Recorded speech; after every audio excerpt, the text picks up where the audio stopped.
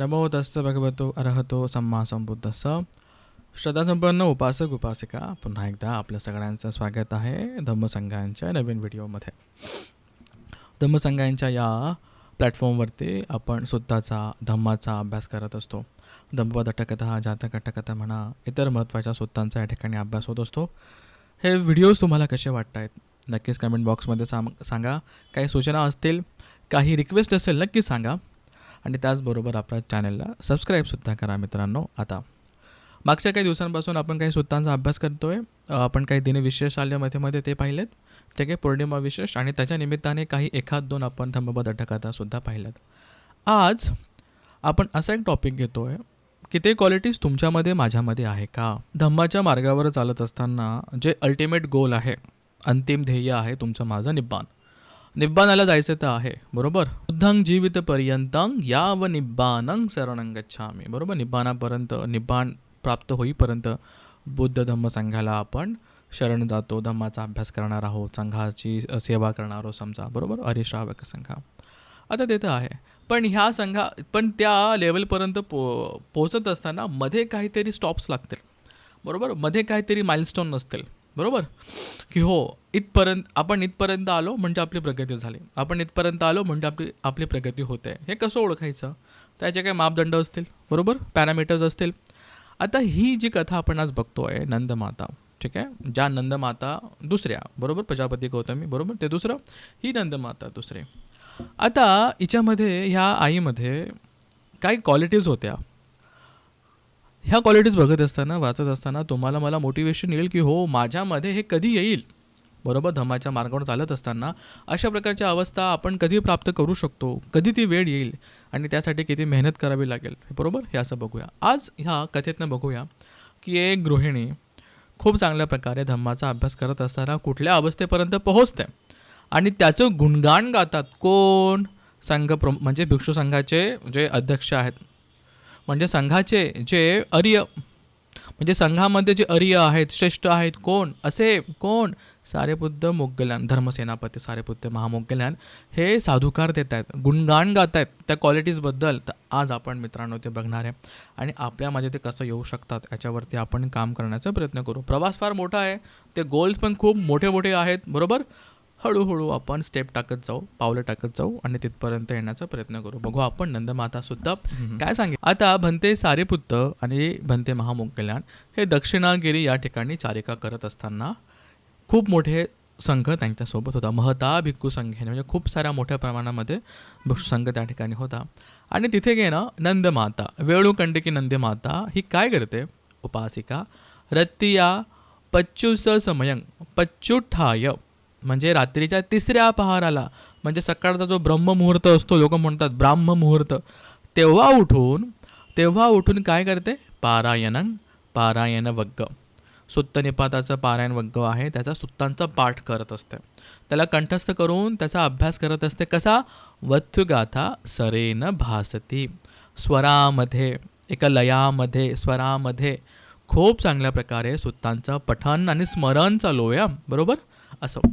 आणि तसं तिचं ते म्हणत असताना माहिती काय होतं, तेन कोपन समयेन वेस्सवणो महाराजा उत्तराय दिसाय दक्षिणं दिसं गच्छती केनचिदेव करणीयन. काय झालं, तर कुठल्या तरी कारणामुळे उत्तर दिशेचा देवता वेस्सवण महाराज, तो काही कारणाच्या निमित्ताने उत्तरेकडून तो आता दक्षिणेकडे जातोय, प्रवास करतोय वरतून, राईट.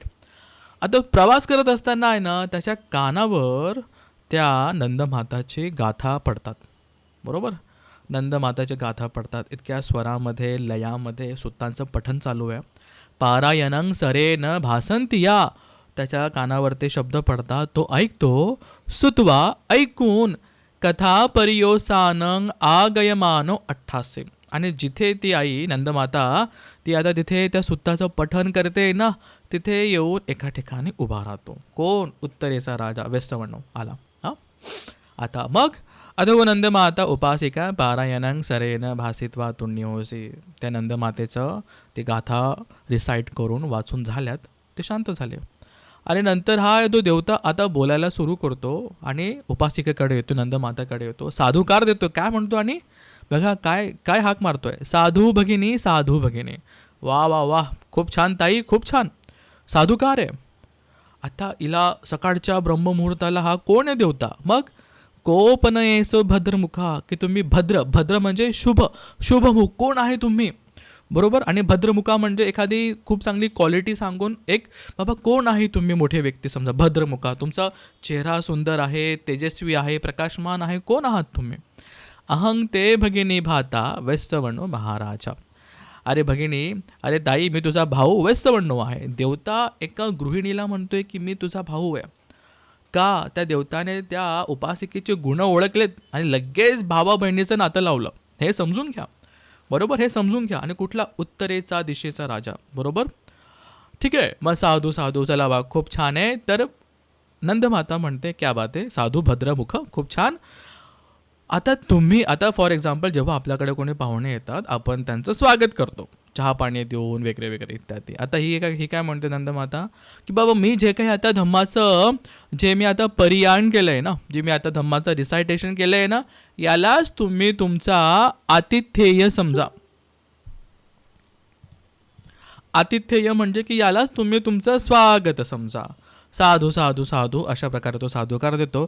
अजून पुढे सांगतो काय, की भंते सारेपुत्त आणि मोगलाने ना, हे त्या दक्षिणागिरीवरून समजा आता निघाले आहेत, पण सकाळी सकाळी त्यांनी प्रवास सुरू केला आहे आणि त्यांनी अजून काही घेतलेलं नाही आहे. म्हणजे सकाळचा नाश्ता असेल किंवा काय असेल समजा, काही न घेता ते निघालेत.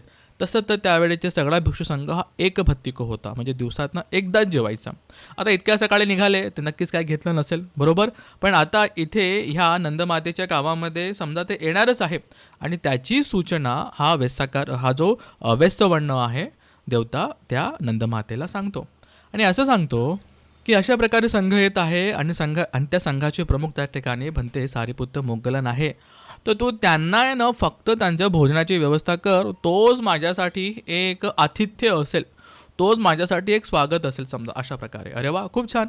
आता त्या देवतेने सांगितलं की बाबा अशा अशा प्रकारे संघ आणि सारेपुत्त महामोगलान भंते येत आहेत, साधुकार आहे.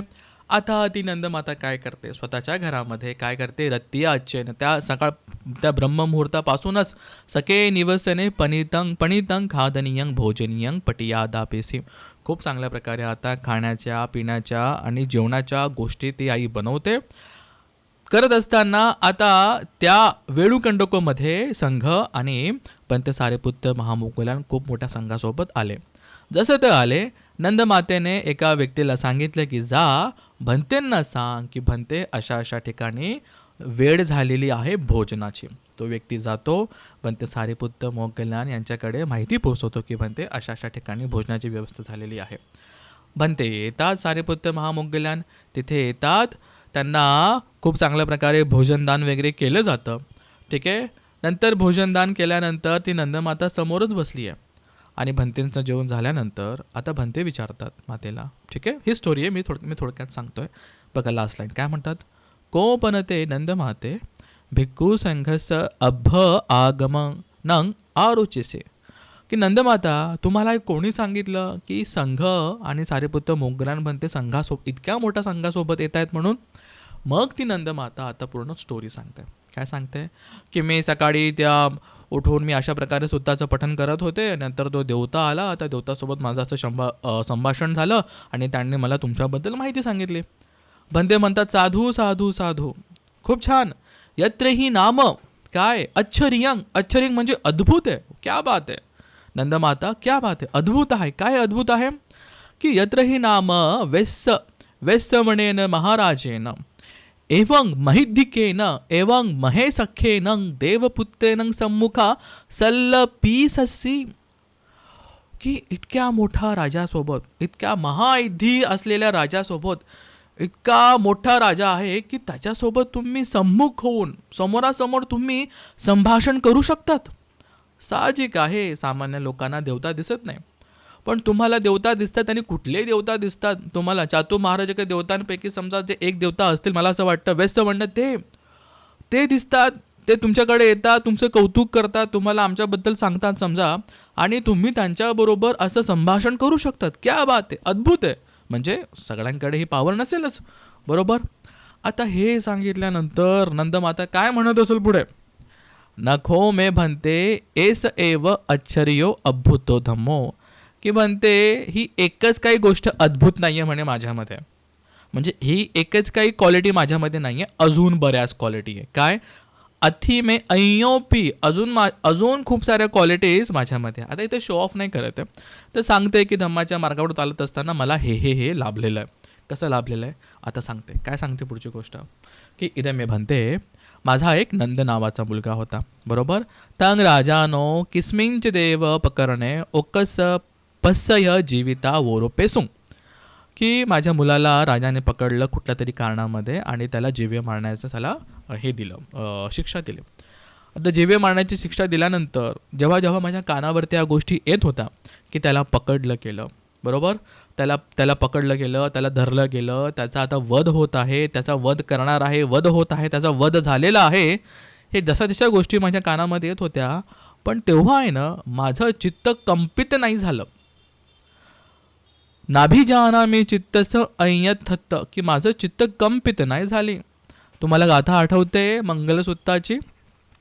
पुठ्ठस्थ लोकधम्मेही चित्तं यस्सन कंपती असोकं विरजं खेमंग एतं मंगलंग उत्तमं. सगळ्यात शेवटचं अल्टिमेट तुमचं माझं गोल आहे की चित्त असं स्ट्रॉंग करायचं की जे 8 लोकधम्म आहेत त्यांचा आपल्यावरती काही असर नाही पडला पाहिजे, बरोबर. चित्त इतकं समतमध्ये, चित्त इतकं उपेक्षेमध्ये आलं पाहिजे, बरोबर, की फरक नाही पडला पाहिजे, बरोबर. चला, आता ज्यांना ते 8 लोकधम्म माहिती असतील कृपया करून कमेंट बॉक्समध्ये सांगा. पुढच्या एखाद्या व्हिडिओमध्ये आपण त्याच्यावरती चर्चा करूया. आता भन्ते म्हणतात अद्भुत आहे नंदमाता, खूप छान अद्भुत आहे की तुम्ही अशा प्रकारे यत्र ही नाम चित्त उपादम्मी परिशोधे सस्से, की तुम्ही अशा प्रकारे चित्ताला म्हणजे चित्त अशा प्रकारे तुम्ही कंट्रोलमध्ये केलेलं आहेत की असा प्रसंग झाला तरी तुमच्या मनावरती काही कंपन होत नाही आहे, बरोबर.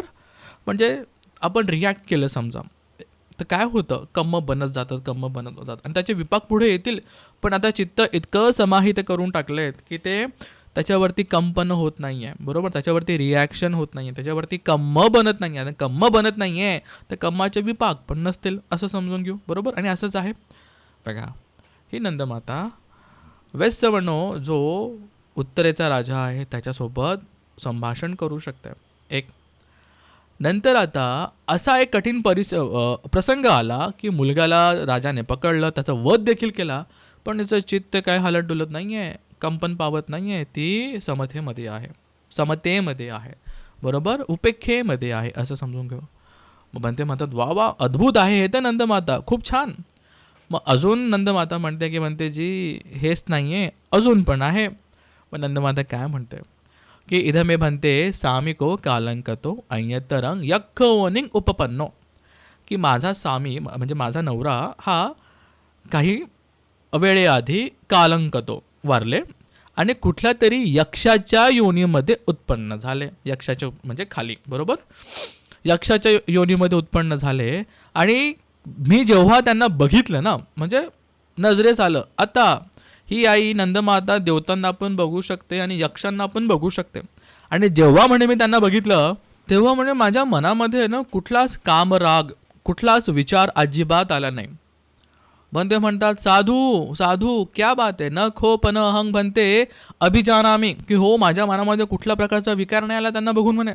ठीक आहे, आश्चर्यंग नंदमाते क्या बात आहे, अद्भुत आहे नंदमाता, क्या बात आहे. अशा प्रकारे तुम्ही तुमचं चित्त समाहित केलेलं आहे. ओके, पुढे नंदमाता म्हणते जी एवढंच नाही आहे, अजून आहे, अजून अद्भुत गोष्टी आहेत.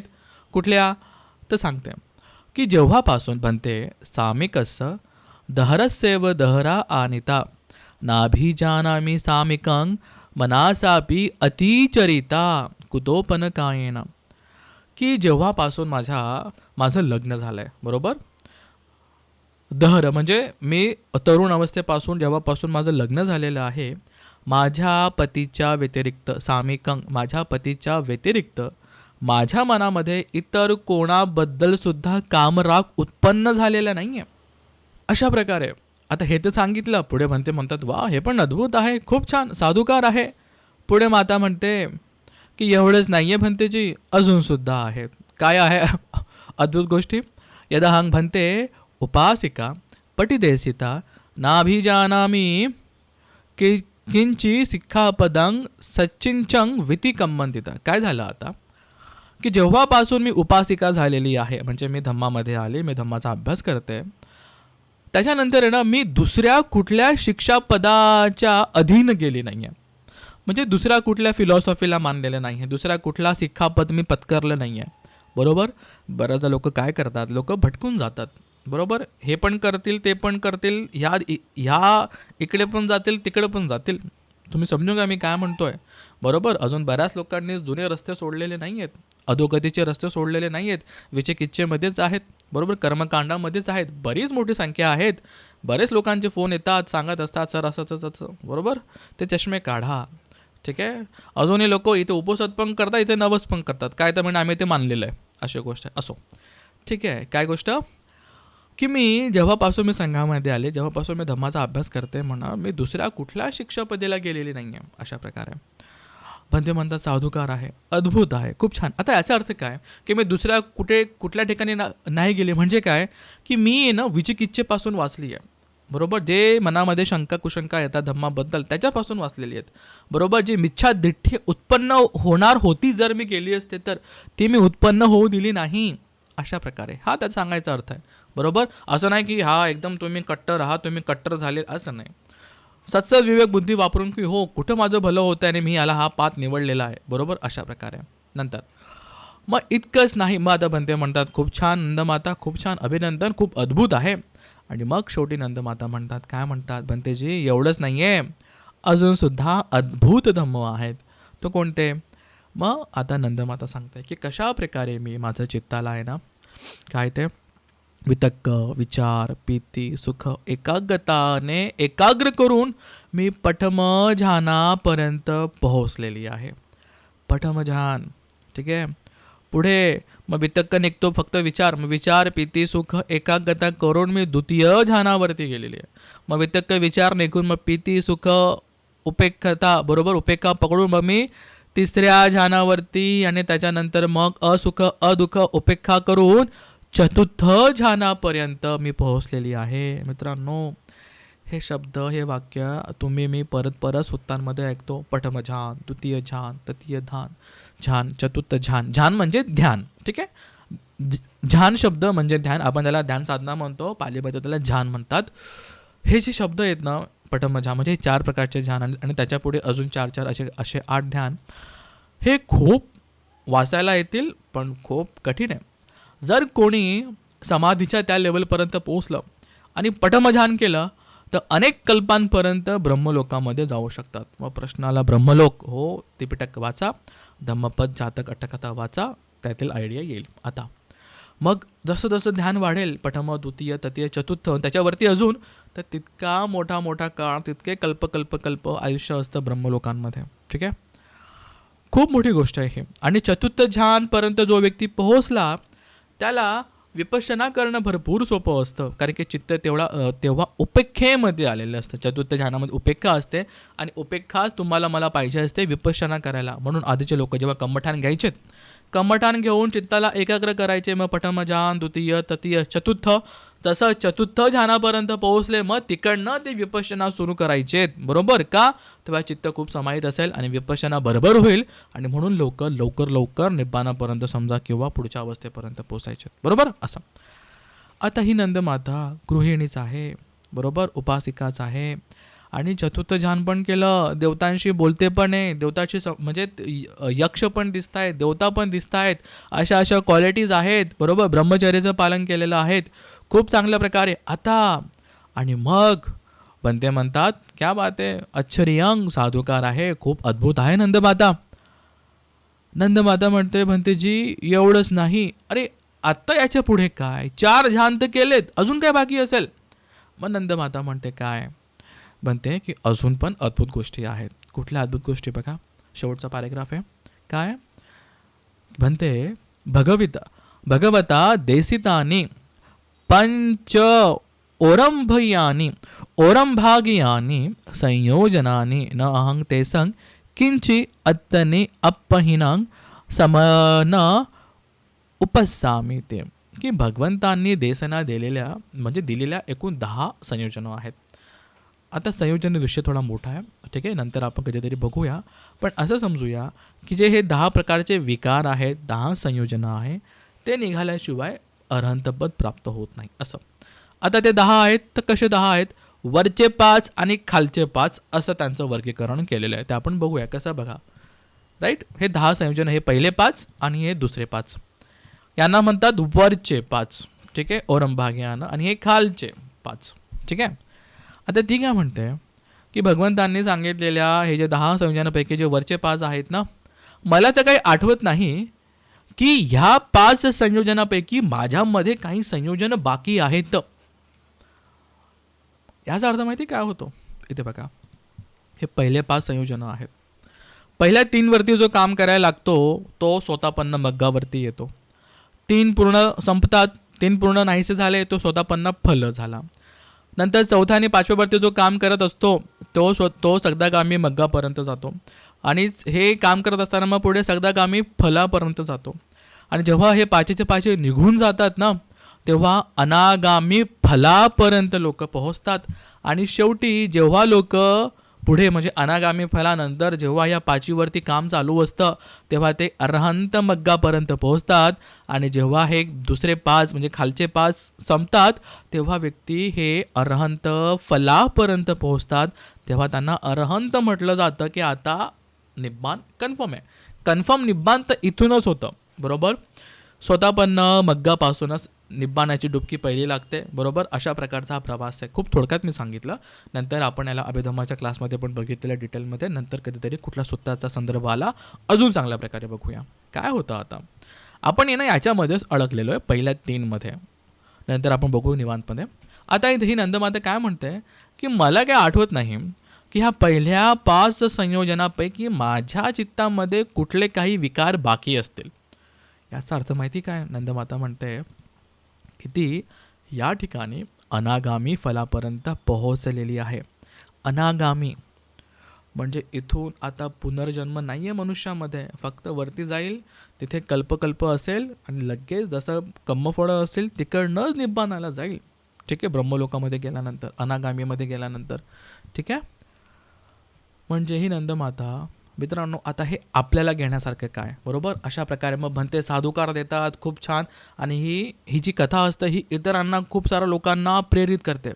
अशी असं हे सुद्धा आहे. आपल्याला घेण्यासारखं काय? ही नंदमाता उपासिका आहे, बरोबर. आता मुलगा मेला, नंतर इथे पती पण वारला आहे, तर समजूया की थोडंफार वय झालेलं असेल, 50-60च्या आसपास असेल. ह्या अवस्थेमध्ये खूप चांगल्या प्रकारे संघाची सेवा करते. सकाळी उठून निद्रा नाश करून, म्हणजे झोपेचा त्याग करून सकाळी लवकर उठून सुत्तांचं पठण चालू आहे, बरोबर. पण ती व्यक्ती अनागामी पण आहे. अनागामी असताना देखील सुत्तांचा अभ्यास करते. हे बघा, सुत्तांचा अभ्यास करते. नंतर देवता लोकांसोबत, असा तसा देवता नाही, चातू महाराजाकडे देवतासोबत समजा संभाषण पण होतं आहे, बघू शकतायत. त्याच्यानंतर संघासाठी भोजनदान देते, ते एक झालं. मग सगळ्या क्वालिटी सांगितल्यात की माझं चित्त किती शांत आहे वगैरे वगैरे वगैरे. आणि मग शेवटी सांगते की मी ह्या संयोजन माझ्या चित्तातून हे विकार निघालेले आहेत आणि मी आता अनागामी आहे. मित्रांनो, म्हणजे तुम्हाला मला पॉसिबल आहे की अशा प्रकारे धम्माचा अभ्यास करत असताना आपण त्या फलापर्यंत, आपण त्या निब्बानापर्यंत पण जाऊ शकतो. पण अनागामी लोक हे गृहस्थ असतात, बरोबर. किती घेण्यासारखं आहे, बरोबर. किती छान. आणि काय करायचं आहे आपल्याला नेमकं? शील समाधी पय्या, बरोबर. शील समाधी पय्या, बरोबर. दसकुशल कर्माचे पहिले 3 दान शील भावना हे तिघंच करत राहिलो. आणि त्याच्यामध्ये 2 गोष्टी ॲड केल्या, धम्म संवहन आणि धम्म दिसना. झपाट्याने धम्मामध्ये प्रगती होईल, झपाट्याने. आता मी हे का बोलतो, कारण की मला पुढे असा प्लॅन आहे की असा एक कोर्स डिझाईन करायचा की लोक डे टू डे लाईफमध्ये कसं याला इम्प्लिमेंट करतील, त्याच्यावरतीच आता काम सुरू आहे, ते बघूया पुढे. कसं आपण ह्या गोष्टी फक्त डेली फॉलो केल्या तर कसं झपाट्याने धम्मामध्ये प्रगती होते आणि याची फळं दिसायला दिसतात फळं, बरोबर. चला, हे तुमच्यासाठी माझ्यासाठी मोटिवेशन होतं की गृहस्थ असताना देखील इतक्या चांगल्या पद्धतीने धम्माचं पालन करून अशा प्रकारच्या अवस्था प्राप्त होऊ शकतात मित्रांनो, ठीक आहे. ह्या सुत्त वाचून, हे सुत्त ऐकून तुम्हाला काही मोटिवेशन प्राप्त होतं आहे का? काही ऊर्जा मिळते आहे का? नक्कीच मला कमेंट बॉक्समध्ये सांगा मित्रांनो.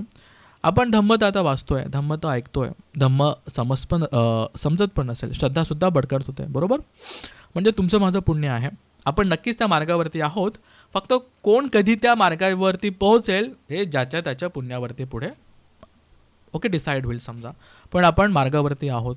अजून मग पुढे बरेच मार्ग आहेत, पुढेच स्टॉप लागतील, डेस्टिनेशन लागतील, त्यावरती आपण काम करूया. चला, ही धम्मदेसना हे सुद्धा कसं वाटलं नक्की कमेंट बॉक्समध्ये सांगा मित्रांनो. अनुमोदन करा, साधू साधू म्हणा. नंदमातांना ज्या ज्या अवस्था प्राप्त झालेल्या आहेत त्या तुम्हाला मला प्राप्त हो. आपले सगळ्यांचे सम्यक संकल्प खूप चांगल्या प्रकारे आपण त्याच्यावरती काम करू. सम्मा व्यायामाचा अभ्यास करूया, खूप चांगल्या प्रकारे कुशल कर्मांचा अभ्यास करूया, खूप चांगल्या प्रकारे दानशील भावना इतर 10 कुशल कर्मावरती काम करूया. आपल्या पारमी पूर्ण करूया, आपले संयोजन नष्ट करूया, क्लेश नष्ट करूया, पुण्यकर्म करूया, ह्या पुण्याचं वितरण करूया. सगळ्या देवतांनी ह्या पुण्याचा स्वीकार करावा, आमच्या गुरुजनांनी, आमच्या पूर्वजांनी, आमच्या आईवडिलांनी हे पुण्याचा स्वीकार करावा, आमच्या कल्याण मित्रांनी ह्या पुण्याचा स्वीकार करावा. ह्या पुण्याच्या प्रतापाने तुम्ही मी दुःखमुक्त हो, रोगमुक्त हो, भयमुक्त हो. तुमचं माझं आपल्या सगळ्यांचं मंगल हो मित्रांनो. सगळ्या देवतांनी आमचं रक्षण करावं, धम्माच्या मार्गावर आमची प्रगती हो. तुम्हाला मला आर्यपुक्कलांचे, अरहंतांचे, पचक बुद्धांचे, सम्यक संबुद्धांचे दर्शन लाभो मित्रांनो. तुम्हाला मला निब्बान सुख लाभो. साधू साधू साधू साधू साधू साधू.